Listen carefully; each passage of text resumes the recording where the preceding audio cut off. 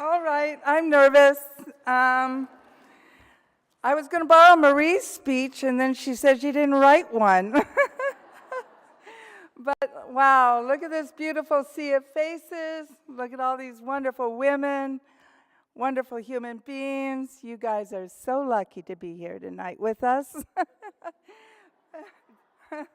Guyana Daikluji, Winga Gimuchikta Kikikaaq, and I'm from Bethel, Alaska, born and raised, but I arrived home at the age of 24 with a bunch of hippies from San Francisco, and we never left. And my poor father, he just didn't know what the heck happened when I arrived home.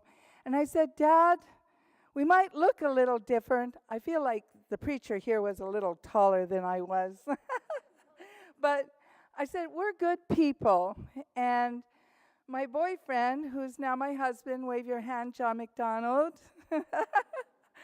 he thought it was the best place he ever landed, and he never wanted to leave. And I said, oh, my God.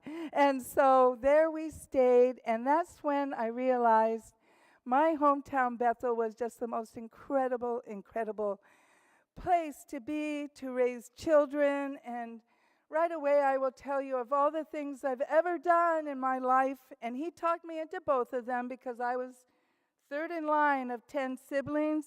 I wasn't going to have kids, but I'm really proud of you guys. Stand up, Casey, and call him McDonald.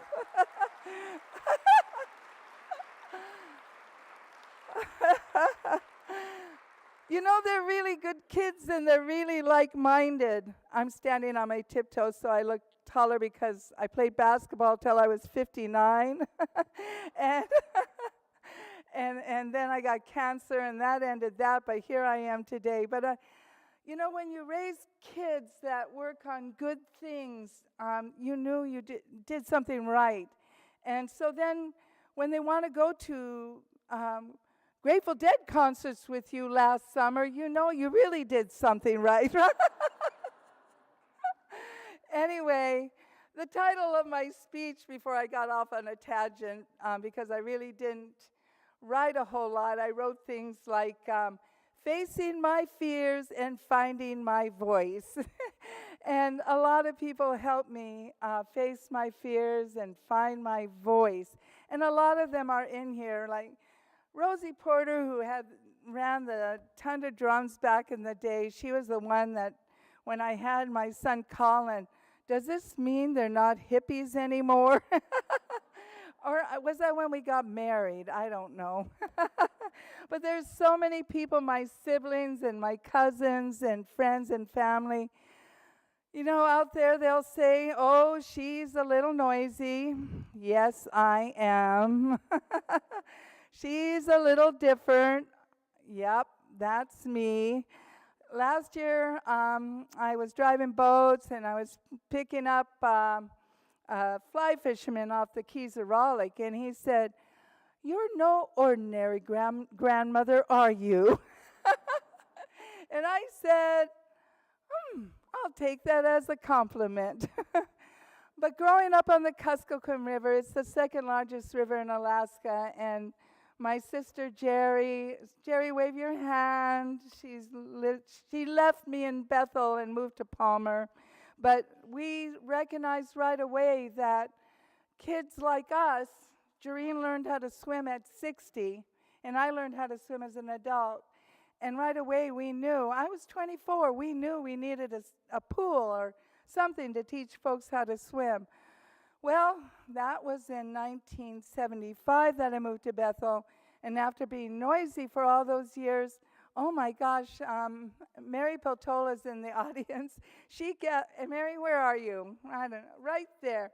She gathered all the community leaders and said, my golly sakes, Bevan, the Lifesavers have been at this for so darn long. Come on, you guys, what's the matter with you? And half of them were my cousins, you know. And she gathered them all together, and you know what they said in 2010? I think it was. And they said, Bev, we don't need to hear your song and dance anymore. We're going to go to Juneau and advocate for this facility. It's a healthy outlet and much needed. And thank you, Mary. And she's married to my cousin. I have a lot of cousins in the room and a lot of friends, and you guys are awesome. The other things that are so important, that pool is beautiful. When you come to Bethel, you bring your bathing suits, okay? Yeah. We got a great hot tub, too. I didn't even realize that how it would change our lives. I mean, I go to water aerobics now, it's just amazing. Anyway, the other things that, face our fears, find our voice. We must protect our land. We must protect our waters. We must protect our women, and we must speak out to protect these things. Those are important to our future generations and our grandchildren.